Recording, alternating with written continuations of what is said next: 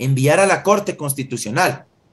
Llega a la Corte y ahí la Corte tiene que hacer un control de constitucionalidad y emitir un dictamen donde la Corte efectivamente defina la vía, el procedimiento más expedito para reformar la Constitución. ¿Y cuáles son los mecanismos de reforma? Enmienda y reforma parcial, y cuando quieres cambiar toda la Constitución, asamblea constituyente. La Corte ahí puede ratificar y decir sí, lo que ustedes están planteando se lo puede hacer vía reforma parcial. O de plano podría irse por este otro argumento que te menciono, tienen algunos colegas míos y que es muy respetable también. La Corte podría decir, eso de devolverle al Estado ecuatoriano federal implica la necesidad de convocar a una constituyente, así que ustedes no lo pueden hacer vía reforma parcial. Con eso prácticamente le liquidarían el tema, más allá de que también pueden convocar a una constituyente, pero son otros requisitos. Aún no me voy allá. Pero si la Corte dice, chévere, efectivamente es reforma parcial y emite este dictamen, ¿qué sucede ahí? Ahí vuelta toca que se delibere, que se discute en la asamblea en 2 debates. El segundo debate, al menos 90 días después del primero.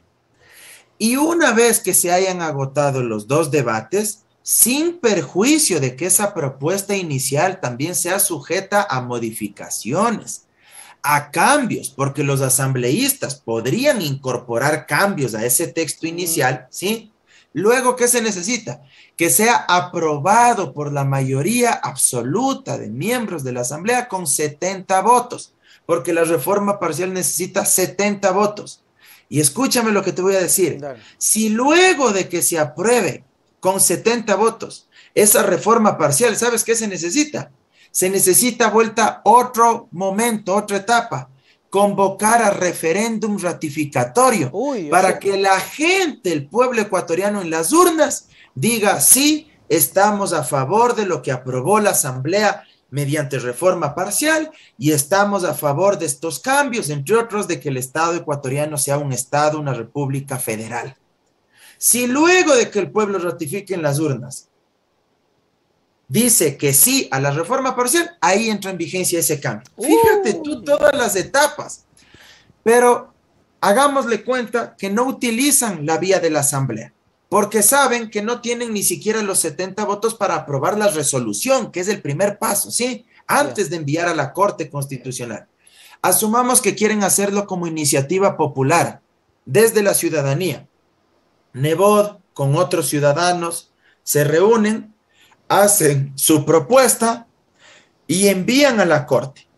Y le dicen a la Corte que ellos interpretan que esos cambios a la Constitución proceden vía reforma parcial. Nuevamente la Corte tiene que pronunciarse mediante un dictamen y si es que la Corte efectivamente dice sí, esto procede vía reforma parcial, como es iniciativa ciudadana, ¿qué se necesita? Que cuando les emite el dictamen favorable a la Corte, recién ahí ellos podrán recoger el 1% de firmas de respaldo del padrón electoral a nivel nacional.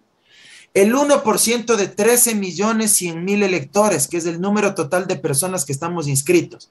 Si recogen el 1% de firmas de respaldo, tienen ahí que ir al CNE, presentar el 1% de firmas, que les validen en el CNE, y luego, si es que les validan ese 1% de firmas de respaldo, el CNE va a notificar a la asamblea y va a decir, ya presentaron las firmas, tienen legitimidad democrática, cumplieron con este requisito, ahora sí asamblea tramite. Y en la asamblea recién ahí tendrá que seguir todo este otro trámite que expliqué hace un momento. Uy, no. Los debates, ahí nomás ya. el segundo 90 días después del primero, que se apruebe con mayoría absoluta 70 votos y luego convocar al referéndum para que la gente ratifique lo aprobado.